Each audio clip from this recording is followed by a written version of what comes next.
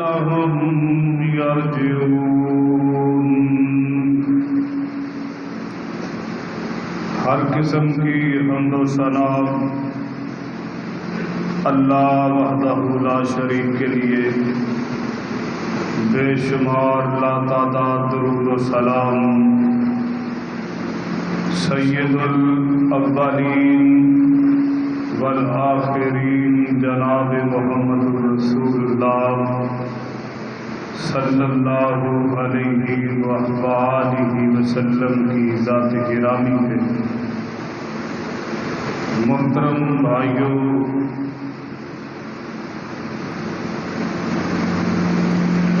سابقہ خطبہ جمعہ میں یہ بات عرض کی تھی کہ اس کائنات میں جن اقوام نے بھی اللہ کی بغاوت کی، اللہ احکم الحاکمین نے ان کو صفحہ ہستی سے ان کے گناہوں کی وجہ سے مٹا دیا۔ سرور دو عالم صلی اللہ علیہ وسلم نے اللہ سے یہ دعا مانگی تھی کہ اے اللہ، میری امت جو ہے سابقہ اقوام کی طرح اس کے گناہوں کی وجہ سے اللہ صفحہ ہستی سے نہ مٹانا۔ اللہ احکم الحاکمین نے دعا کو قبول فرما لیا اور ساتھ ہی یہ فرمایا کہ اے نبی صلی اللہ علیہ وسلم، میں آپ کی امت کو سابقہ اقوام کی طرح مٹاؤں گا نہیں، لیکن جب آپ کی امت بغاوتوں پہ اتر آئے گی، گناہوں کو کرنے لگ جائے گی، تو پھر ان کو راہ ہدایت کی طرف لانے کے لیے معاملہ یہ ہوگا کہ وَلَنُذِيقَنَّهُم مِّنَ الْعَذَابِ الْأَدْنَىٰ دُونَ الْعَذَابِ الْأَكْبَرِ۔ پھر ان کو مختلف طریقوں سے جھٹکے ضرور لگیں گے، ان کو میں مختلف طریقوں سے جھنجھوڑوں گا تاکہ یہ لوگ جو ہیں یہ میری طرف لوٹ آئیں۔ تو میرے بھائیوں، قرآن حکیم اگر آپ پڑھیں تو اللہ رب الرحمن نے جناب شعیب علیہ السلام کا تذکرہ کیا اپنے پاک کلام میں۔ سورہ ہود کے اندر اللہ احکم الحاکمین فرماتے ہیں کہ وَإِلَىٰ مَدْيَنَ أَخَاهُمْ شُعَيْبًا، اہل مدین کی طرف اللہ رب العالمین نے جناب شعیب علیہ السلام کو نبی بنا کے بھیجا۔ حضرت شعیب علیہ السلام مدین والوں کی طرف نبی بن کے آئے، اور تمام تر انبیاء جو ہیں آدم سے لے کے حضرت رسول اللہ صلی اللہ علیہ وسلم تک جتنے بھی نبی آئے ہیں، رسول آئے ہیں، تمام تر انبیاء کا اور تمام تر رسل کا مشن جو ہے وہ کامن تھا، اور وہ کیا تھا کہ لوگوں کو اللہ کی توحید کی دعوت دینا، لوگوں کو یہ بات بتلانا کہ لوگوں، تمہارا خالق اور مالک اور رازق صرف اللہ ہی ہے، لہذا عبادت بھی اس ہی کی جائے گی۔ یہ توحید کی دعوت، ایک اللہ کی طرف بلانا، تمام نبیوں نے یہ کام کیا ہے، تمام رسولوں نے یہ کام کیا ہے۔ تو حضرت شعیب علیہ السلام اپنی قوم کو فرماتے ہیں کہ قال یا قوم اعبدوا اللہ ما لکم من الہ غیرہ۔ حضرت شعیب علیہ السلام نے بھی اپنی قوم کو یہی دعوت دی کہ اے میری قوم کے لوگوں، عبادت کے لائق صرف اور صرف اللہ ہی کی ذات ہے، اللہ کے علاوہ کسی اور کی عبادت جو ہے وہ جائز نہیں۔ تو یہ قوم جو ہے، ان کے اندر سورہ ہود اگر ہم پڑھیں تو دو برائیاں ان کے اندر پائی جاتی تھیں. ایک اللہ کی ذات کے ساتھ شرک کرنا، اور معاملات کے اندر ان کے اندر جو برائی پائی جاتی تھی وہ یہ تھی کہ ان لوگوں نے جو چیزیں خریدنی ہوتی تھی اس کے لیے ترازو اور ہوتے تھے، بیچنے کے لیے ترازو اور ہوتے تھے. کم تولنا، ہیرا پھیری، بے ایمانی، یہ اس قوم کا وتیرہ تھا. تو حضرت شعیب علیہ السلام نے اپنی قوم کو دعوت دی کہ اے میری قوم کے لوگوں، یہ دونوں کام جو تم کر رہے ہو، ایک اللہ کی ذات کے ساتھ اوروں کو شریک ٹھہراتے ہو، یہ بھی کسی صورت میں اللہ کو گوارا نہیں. اور پھر دوسری برائی معاملات میں جو تم کرتے ہو، ہیرا پھیری اور بے ایمانی، اس کو بھی چھوڑ دو. حضرت شعیب علیہ السلام فرماتے وَلَا تَنْقُصُوا الْمِكْيَالَ وَالْمِيزَانَ، یہ جو تم ہیرا پھیریاں کرتے ہو وزن کے اندر، پیمانے کے اندر، یہ بھی چھوڑ دو، اللہ اس سے راضی نہیں ہوتا. اپنی قوم کو بڑا سمجھایا جناب شعیب علیہ السلام نے، عرصہ گزار دیا، لیکن یہ قوم جو ہے یہ ماننے کے لیے تیار نہیں تھی. نہ ہی شرک کو چھوڑنے پہ اگری ہوئی، اور نہ ہی ناپ تول جو ہے اس کے اندر کمی، اس کو چھوڑنے کے لیے تیار ہوئی. بلکہ قرآن پڑھیں سورہ ہود کی، اگر آپ تلاوت کریں ترجمے کے ساتھ تو پتہ چلتا ہے. یہ قوم کہنے لگی کہ اے شعیب، تیری نماز جس کی تو دعوت دیتا ہے، کیا وہ اس بات سے منع کرتی ہے جو ہم کر رہے ہیں؟ حضرت شعیب علیہ السلام نے کہا ہاں. تو قوم کے لوگ کہنے لگے کہ اے شعیب، یہ دونوں کام ہم نہیں چھوڑ سکتے. اللہ کو جس کی تو دعوت دیتا ہے عبادت کے لیے، تو ہمارے آباء و اجداد جو کرتے ہیں وہ بالکل ہی غلط ہے. ہم اپنے باپ دادے کے طرز عمل کو نہیں چھوڑ سکتے کسی بھی صورت میں. انکار کر دیا قوم نے ماننے سے. تو حضرت شعیب علیہ السلام فرمانے لگے پھر ٹھیک ہے، تم انتظار کرو، میں بھی انتظار کرتا ہوں، اللہ کا عذاب پھر آئے گا، پھر بچانے والا کوئی نہیں ہوگا. یہ قوم نہیں مانی. اور پھر میرے بھائیوں، جب اللہ کا عذاب آیا ہے، مفسرین نے لکھا ہے 7 دن تک مسلسل اللہ رب العالمین نے، حافظ بن کثیر رحمہ اللہ نے اپنی تفسیر بن کثیر میں، حافظ صلاح الدین یوسف رحمہ اللہ، انہوں نے احسن البیان نے، تقریباً تمام مفسرین نے یہ بات لکھی ہے کہ جب اللہ کا عذاب آیا ہے تو جناب شعیب علیہ السلام کی قوم پہ عذاب کس طرح کا آیا. اللہ نے 7 دنوں کے لیے دھوپ جو ہے اس کو مسلط کر دیا. کہیں چھاؤں نہیں تھی، سایہ نہیں تھا. 7 دن مسلسل دھوپ ہی دھوپ، اور 7 دنوں کے بعد پھر اللہ نے سائبان کیا، بادلوں کی چھاؤں کی تھوڑی سی. یہ قوم جو ہے اس نے تھوڑا سا سکون کا سانس لیا. پھر آسمان سے اللہ نے آگ برسائی، اور میرے بھائیوں چیخ اس قدر زور سے آئی. یہ قوم جو جناب شعیب علیہ السلام کی دعوت پہ کام تولنے کو چھوڑنے کے لیے تیار نہیں تھی، ہیرا پھیری اور بے ایمانی کو چھوڑنے کے لیے تیار نہیں تھی، جو شرک کو چھوڑنے کے لیے تیار نہیں تھی، اللہ کا جب عذاب آیا تو بچانے والا کوئی نہیں تھا. اور رب کا قرآن کہتا جب اللہ کا عذاب آیا تو کیفیت کیا بنی. یہ جو بڑی بڑی باتیں کرنے والے تھے جناب شعیب علیہ السلام کو کہ تو بڑا حاجی اور نمازی بنا پھرتا جس طرح آج ہم باتیں کرتے ہیں، تو میرے بھائیوں حالات کیا بنے.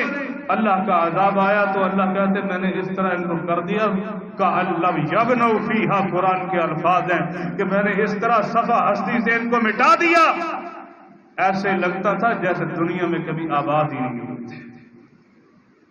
تو میرے بھائیوں یہ ایک بہت بڑا سبب ہے تباہی اور بربادی کا، قوموں کی تباہی کا. حضرت شعیب علیہ السلام کی قوم جو ہے صفحہ ہستی سے اس طرح مٹی. قرآن کے الفاظ ہے کأن لم یغنوا فیہا. رب کہتا ہے میں نے اس طرح ان کو مٹا دیا گویا کہ کبھی آباد ہی نہیں ہوئے تھے۔ تو آج کیا ہم اس گناہ سے بچے ہوئے ہیں؟ میں اور آپ اپنی اپنی زندگی کا سروے کریں، کیا ہیرا پھیری اور بے ایمانی سے، کم تولنے سے، ناپ میں کمی سے کیا میں اور آپ بچے ہوئے ہیں؟ اگر بچے ہوئے ہیں تو اللہ کا شکر ادا کریں، اگر معاملہ خراب ہے تو پھر ایمان کی فکر کریں۔ یہ ایسا گناہ ہے جو انسان کو زندہ رہنے کا حق ہی اس سے چھین لیتا ہے۔ یہ اچھی بڑی قوم جو ہے صفا ہستی سے اللہ نے ان کو مٹا دیا تھا۔ تو آج میرے بھائیوں ذرا غور کریں، محاسبہ کریں، میں بھی آپ بھی، کہ ہم ایک ریڑھی والے سے لے کے ایک بہت بڑی کمپنی کا مالک وہاں تک ہم دیکھیں جس لیول پہ میں اور آپ کام کرتے ہیں۔ سبزی فروش ہے تو وہ کیا کچھ کرتا ہے، دودھ والا کیا کرتا ہے، پھل والا کیا کرتا ہے، اوپر تک آپ دیکھتے جائیں۔ میں بھی جس فیلڈ سے تعلق رکھتا ہوں میں بھی غور کروں، جس فیلڈ میں آپ کام کر رہے ہیں کیا ہم اپنا کام ایمانداری اور دیانتداری سے کر رہے ہیں؟ کوئی گاہک اگر آ جاتا ہے پیسے تو وہ ایک نمبر چیز کے دیتا ہے، تو کیا ہم اس معیار کی جو ہم پیسے لے رہے ہیں کہ ہم چیز اس کو اس کے معیار کی دیتے ہیں یا نہیں دیتے؟ اگر نہیں دیتے تو فکر کرے میرے بھائیوں، موت کا پتہ کوئی نہیں کس وقت آ جائے۔ کوئی اگر کہیں پہ ملازم ہے تو اس کی 8 یا 10 گھنٹے یا 12 گھنٹے اس کی جو ڈیوٹی ہے، مراعات کی تو وہ ڈیمانڈ کرتا ہے اپنے باس سے، جی مجھے یہ سہولتیں چاہیے، سیلری مجھے ٹائم پہ ملنی چاہیے، مجھے یہ الاؤنس چاہیے، مجھے فلاں چاہیے فلاں چاہیے۔ تو یہ بھی ساتھ سوچو میرے بھائیوں، کیا 8 گھنٹے 10 گھنٹے 12 گھنٹے باس تو ہر وقت سر پہ نہیں ہے، لیکن اللہ تو دیکھ رہا ہے نا۔ کیا کبھی ہم نے سوچا جو میرے ذمہ کام تھا کیا میں نے وہ کام اپنا پورا ایمانداری سے پورے دن میں کیا یا نہیں کیا؟ اور ہمارے اکابرین اگر دیکھیں، مجھے بات یاد آئی، جناب عمر فاروق رضی اللہ تعالی عنہ تشریف فرما ہے، تو جناب علی رضی اللہ تعالی عنہ یہ ان کے مشیر تھے، تو ملنے کے لیے آئے۔ حضرت عمر رضی اللہ تعالی عنہ بیت المال میں بیٹھے، حساب کتاب کر رہے ہیں، سرکاری کام کر رہے ہیں، چراغ جل رہا ہے، جناب علی رضی اللہ تعالی عنہ ملنے کے لیے آئے، تو حضرت عمر رضی اللہ تعالی عنہ نے جو چراغ جل رہا تھا اس کو بجھا دیا، ایک نیا چراغ پاس پڑا ہوا تھا اس کو روشن کر لیا۔ رب کا شعر پوچھتا ہے، عمر میں پوچھنا یہ چاہتا ہوں کہ میرے آنے سے پہلے جو چراغ جل رہا تھا وہ آپ نے بجھا دیا ہے، ایک نیا چراغ آپ نے جلایا ہے، وجہ کیا ہے؟ تو آپ فرمانے لگے، علی آپ نے کہنا کیا ہے؟ تو حضرت علی کہتے میں نے سوال اس لیے کیا، میں آپ کا مشیر ہوں تو میں نے سوال اس لیے کیا ہے۔ جناب عمر رضی اللہ تعالیٰ عنہ فرمانے لگے، اے علی آپ کے آنے سے پہلے میں کام بھی سرکاری کر رہا تھا، چراغ بھی سرکاری تھا، اس کے اندر جو تیل جل رہا تھا وہ بھی سرکاری تھا۔ اب میری اور آپ کی نجی ملاقات ہے، میری اور آپ کی ذاتی ملاقات ہے، تو میں نہیں چاہتا اپنی ذاتی ملاقات میں سرکاری تیل جو ہے اس کو استعمال کروں۔ اگر اپنی ملاقات میں، ذاتی اور نجی ملاقات میں اگر سرکاری تیل استعمال کروں گا، کل قیامت کے دن اللہ نے مجھ سے حساب لینا ہے، تو میرا جواب کیا ہوگا؟ میں حساب نہیں دے سکتا، اس لیے منع کر دیا ہے۔ تو میرے بھائیوں ذرا غور کریں اس بات پہ، یہ اتنا بڑا گناہ ہے، ہیرا پھیری، بے ایمانی، کم تولنا، یہ جو ہے بہت بڑا لمحہ فکریہ ہے میرے لیے، آپ کے لیے، کہ اگر ہم کام کرتے ہیں، پورا مہینہ کام کر رہے ہیں، تنخواہ ہم پوری لیتے ہیں، جو کام ذمہ ہے کیا اس کو ایمانداری سے، دیانتداری سے ادا کر رہے ہیں یا نہیں کرتے؟ کوئی دیکھنے والا ہو یا نہ ہو، اللہ دیکھنا تو بڑی دور کی بات ہے، اللہ کے علم کا یہ عالم ہے۔ اللہ رب العالمین فرماتے کہ وما تسقط من ورقۃ الا یعلمها، رب کہتا ہے کہ میرے بندو میرے علم کی یہ کیفیت ہے کہ کائنات کے کسی بھی کونے میں درخت کا پتا بھی گرتا ہے، رب کہتا ہے وہ گرنے والا پتا بھی میرے علم کے اندر ہوتا ہے، اور وہ اس کے علم کی کیفیت کیا ہے، انہ علیم بذات الصدور، یہ ہیرا پھیریاں جو ہم ایک دوسرے کو ڈاج کرتے ہیں، رب کہتا ہے بندے میں تو تیرے دل کی باتوں کو بھی جاننے والا ہوں، تیرے دل میں کیا ہے۔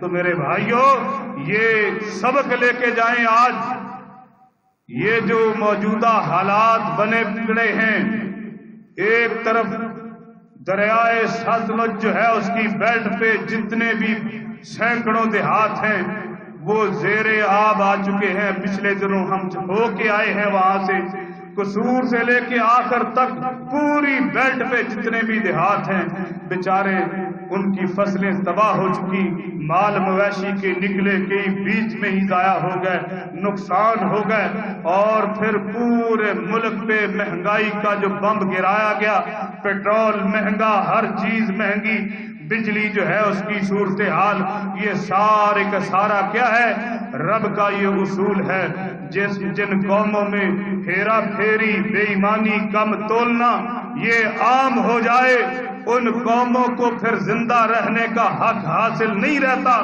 تو میرے بھائیوں انفرادی طور پہ میں بھی آپ بھی اپنی اپنی زندگی پہ غور کریں کہ جس شعبہ زندگی سے میں اور آپ ریلیٹڈ ہیں، جو کام میرے اور آپ کے ذمے ہے، کیا میرا اور آپ کا کام ایمانداری سے ہم کر رہے ہیں یا نہیں؟ اگر اس کے اندر کہیں بے ایمانی ہے، اللہ سے چھپنا بھی چاہے تو چھپ نہیں سکتے، کل قیامت کے دن اللہ نے اپنے سامنے کھڑا کر کے پوچھ لینا ہے میرے بندے زندگی تجھے دی تھی کیسے گزار کے آئے۔ یہ سبب ہے میرے بھائیوں کہ جب قوموں کے اندر ہیرا پھیری بے ایمانی دو نمبری آ جائے، پھر اللہ کہتے ہیں کہ وَلَا نُذِيقَنَّهُم مِّنَ الْعَذَابِ الْأَدْنَىٰ دُونَ الْعَذَابِ الْأَكْبَرِ لَعَلَّهُمْ يَرْجِعُونَ۔ کہیں رب کہتا ہے وَمَا أَصَابَكُم مِّن مُّصِيبَةٍ فَبِمَا كَسَبَتْ أَيْدِيكُمْ وَيَعْفُو عَن كَثِيرٍ، رب کہتا ہے بندے جب تم میری بغاوتوں پہ اتر آتا ہے، رات تیری میری بغاوتوں میں، تیرے دن گزرتے ہیں میری مخالفت میں، تو اللہ کہتا ہے پھر ہوتا کیا ہے، اللہ کہتا ہے تیرے گناہوں کی میں پوری سزا نہیں دیتا، سورہ شورہ ہے، گھر جا کے ترجمہ دیکھ لیجئے گا، وَيَعْفُو عَن كَثِيرٍ، رب کہتا ہے زیادہ تر تیرے گناہوں کو ویسے میں درگزر کر دیتا ہوں، لیکن یہ جو حالات بنے پڑے ہیں، رب کہتا ہے کہ اے بندے یہ تیرے اپنی بدعمالیاں ہیں، یہ کسی بھی صورت میں ہو، ظالم حکمران مسلط ہو جائیں، مہنگائی کا دور آ جائے، سیلاب آ جائے، معاشی بدحالی آ جائے، تو رب کہتا ہے بندے یہ تیری اپنی بدعمالیاں ہیں، تیرے کرتوت ہی ایسے ہیں، حالانکہ اللہ نے پیدا کیا تھا، زندگی اس نے عطا کی تھی، چلنا تو اس کے احکام کے مطابق تھا،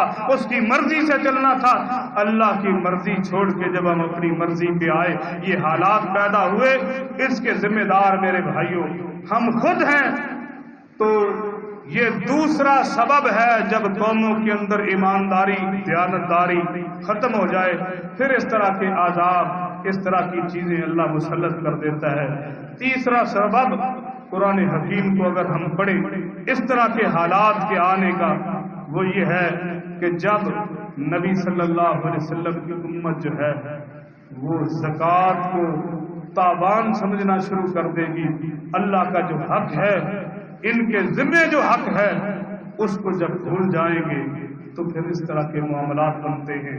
عرش والے رب نے اپنے پاک کلام میں ایک شخص کا تذکرہ کیا ہے، بنی اسرائیل کا یہ شخص سورہ قلم کے اندر موجود ہے۔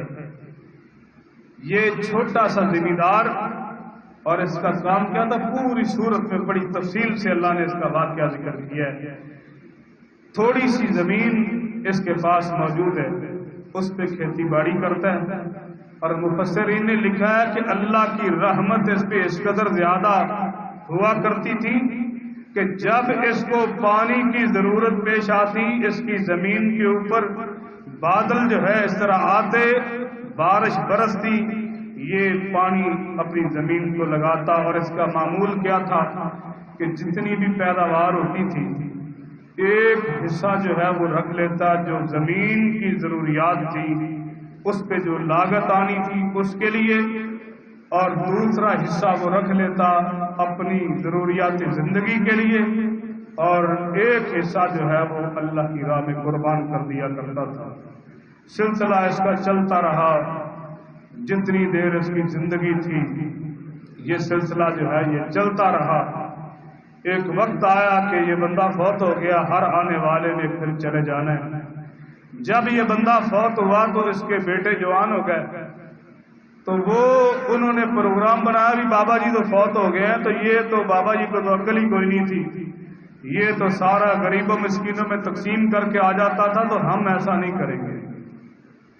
یہ رات کو سونے سے پہلے پلاننگ کر رہے ہیں، جب صبح انہوں نے باغ میں جانا تھا پھل کی کٹائی کے لیے، رات سونے سے پہلے انہوں نے یہ پلاننگ کی کہ ہمارے بابا جی کو تو پتہ ہی کوئی نہیں تھا، تو یہ سارا وہاں پہ تقسیم کر کے آ جاتے تھے۔ ہم نے صبح صبح جانا ہے تو صبح جلدی اٹھیں گے، لوگوں کے اٹھنے سے پہلے ہم اپنے باغ میں پہنچیں گے، پھل کاٹیں گے، غریبوں مسکینوں محتاجوں کے جانے سے پہلے ہم سارے کا سارا کاٹ کے اپنے گھر میں لے آئیں گے، منڈی میں سیل کر دیں گے، کسی کو دینا ہی کچھ نہیں۔ یہ ارادہ کر کے رات کو سوئے کہ ہم نے کسی کو کچھ نہیں دینا۔ صبح جب ہوئی جلدی اٹھے، گئے وہاں پہ، تو رب کا قرآن بتلاتا، اللہ کہتے ہیں ہم نے یہ جو سارے کا سارا باغ تھا نا جلا کے راکھ کر دیا اس کو۔ جب وہاں پہ پہنچے قرآن کے الفاظ ہیں، یہ دیکھنے لگے، کہنے لگے لگتا ہے کہ ہم راستہ بھول گئے۔ سورہ قلم گھر جا کے پڑھیے گا ترجمے کے ساتھ۔ کہنے لگے آپس میں باتیں کر رہے ہیں، جی لگتا ایسے ہے کہ ہم راستہ بھول گئے ہیں۔ جب دیکھا چاروں طرف، کہنے لگے راستہ تو ہوئی ہے لیکن لگتا ہے کہ باغ جو ہے نا وہ اللہ نے تباہ و برباد کر دیا، عذاب کی نظر ہو گیا۔ تو قرآن حکیم جو ہے میرے بھائیوں، یہ میرے لیے آپ کے لیے کتاب زندگی ہے۔ اس سے ہم رہنمائی حاصل کریں کہ اللہ کی راہ میں آپ جتنا دیں گے اللہ رب العالمین اس سے کئی گنا زیادہ آپ کو دے گا۔ اور یہ صدقہ و خیرات جو ہے یہ دو طرح کا ہوتا ہے، ایک ہے نفلی، ایک ہے فرضی۔ فرضی صدقے کو زکوٰۃ کہا جاتا ہے، اور نفلی جو ہے یہ صدقہ، یہ دو طرح کا صدقہ ہے۔ اللہ رب العالمین نے ایک نصاب جو ہے وہ متعین کیا ہے، سال گزر جائے تو اس کے بعد اس میں سے 2.5% اس کی ادائیگی، جسے ہم زکوٰۃ کہتے ہیں، یہ صدقہ جو ہے یہ لازم ہے۔ تو بڑی احادیث ان پہ موجود ہیں کہ جب امت جو ہے زکوٰۃ کو اپنے لیے تاوان سمجھنا شروع کر دے گی، پھر اس طرح کے حالات پیدا ہوں گے جو آج بنے پڑے ہیں۔ تو کیا ہم اللہ کی راہ میں خرچ کرتے ہیں؟ زکوٰۃ کے علاوہ کیا خرچ کرتے ہیں؟ حضرت رسول اللہ صلی اللہ علیہ وسلم کی سیرت کو اگر ہم پڑھیں تو میرے بھائیوں، نبی صلی اللہ علیہ وسلم کی جو زندگی ہے، آپ علیہ السلام اللہ کی راہ میں جو سخاوت کیا کرتے تھے، اللہ کی راہ میں خرچ کیا کرتے تھے، صحیح بخاری میں موجود ہے نبی صلی اللہ علیہ وسلم کے صدقہ خیرات کی جو رفتار ہے وہ تیز آندھی اور طوفان سے بھی زیادہ تیز ہوا کرتی تھی۔ اور یہی وجہ ہے، مجھے ایک دن ایک بندے نے سوال کیا، جی آپ دعویٰ یہ کرتے ہیں جی ہم نے کام وہ کرنا جو نبی پاک صلی اللہ علیہ وسلم نے کیا ہے، تو آپ پورے ذخیرہ حدیث سے دکھا دیں کہ نبی پاک نے کبھی زکوٰۃ دی ہوگی۔ تو یہ بڑی سوچنے والی بات ہے کہ پوری زندگی نبی پاک صلی اللہ علیہ وسلم نے زکوٰۃ دی نہیں، آپ ہر رمضان سے پہلے جو ہے 2-3 جمعے اسی بھی پڑھا دیتے ہیں۔ تو میرے بھائیوں، نبی صلی اللہ علیہ وسلم نے پوری زندگی مال جمع ہی نہیں کیا۔ پوری زندگی نبی علیہ الصلوۃ والسلام نے، آپ احادیث پڑھیں گے تو کئی بار ایسے ہوا ہے گھر میں پتہ چلا کہ اتنا سا سونا پڑا ہوا ہے، تو آپ مسجد میں آئے نماز پڑھانے کے لیے، واپس گئے اس کو پہلے اللہ کی راہ میں خرچ کر کے تو پھر آ کے آپ نے نماز پڑھائی ہے۔ تو آپ علیہ السلام نے تو دنیا جمع ہی نہیں کی۔ اس لیے میرے بھائیوں، جب قومیں امت محمدیہ جب صدقات کو، زکوٰۃ کو یہ تاوان سمجھنا شروع کر دے گی، پھر اس طرح کی مصیبتیں اللہ مسلط کرے گا۔ ترغیب و ترہیب علامہ منذری کی کتاب ہے، اس کے اندر روایت موجود ہے، پھر اللہ ظالم حکمرانوں کو مسلط کر دیتا ہے۔ معاشی استحکام نہیں رہتا، کہیں زلزلے آ رہے ہیں، کہیں سیلاب آ رہے ہیں، کبھی کچھ ہو رہا ہے، کبھی کچھ ہو رہا ہے۔ تو یہ کیا ہے؟ جب رب کی راہ میں خرچ کرنے کو انسان اپنے لیے تاوان سمجھتا ہے نا، حالانکہ عطا کرنے والا اللہ ہے، اللہ رب العالمین عطا کرنے والا ہے۔ اور آپ کو یاد ہوگا، آخری بات کر کے بات کو ختم کرتا ہوں، کچھ سال پہلے وہ ایک بھائی تھے، بھائی سفر کر رہے تھے، وہ پہلے جو گایا کرتے تھے، بعد میں نام میرے ذہن میں نہیں آ رہا، جمشید، ناصر جمشید تھا یا اس طرح کا کوئی نام تھا۔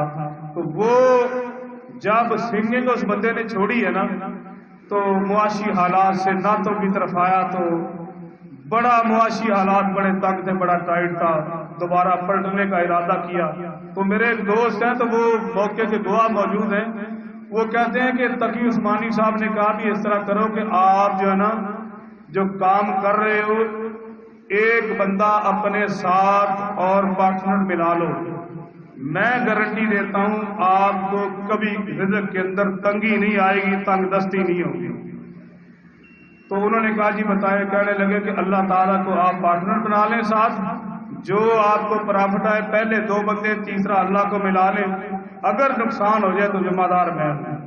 تو وہ بتاتے ہیں کہ ایک ڈیل انہوں نے کی، اس ڈیل میں ہی اللہ نے جو ہے نا اتنا کمال دے دیا، پچھلے سارے قرضے اللہ نے ان کے جو ہے نا وہ دور کر دیے تھے۔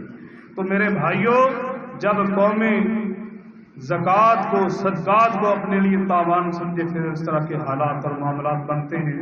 اس لیے اللہ کی راہ میں خرچ کرنا وہ ہمارے ذمہ لازم ہو، زکوٰۃ کی صورت میں تو تب بھی، اور اگر لازم نہ ہو تو صدقہ و خیرات اللہ کی راہ میں کثرت سے کرنا چاہیے۔ اور ان تمام تر مسائل کا جو حل ہے، وجوہات اور بھی ہیں، ایک ہی حل ہے ان حالات سے نکلنے کا، سلابی بدحالی ہو یا سیاسی یا معاشی جو ہے وہ استحکام نہ ہو، اس کا حل ایک ہی ہے کہ اللہ کی طرف جو ہے وہ رجوع کریں، اللہ کے حضور جو ہے گناہوں کی توبہ کریں، اللہ بخشنے والا ہے۔ جب ہم اللہ کے حضور بخشش مانگیں گے، صدق کے دل سے توبہ کریں گے، پھر اللہ کی رحمتیں بھی نازل ہوں گی، پھر انشاءاللہ معاملات بھی ٹھیک ہو جائیں گے۔ اللہ سے دعا ہے اللہ پاک مجھے اور آپ کی کتاب و سنت پہ قائم رکھے، اللہ خاتمہ ایمان پہ فرمائے۔ وآخر دعوانا الحمدللہ رب العالمین۔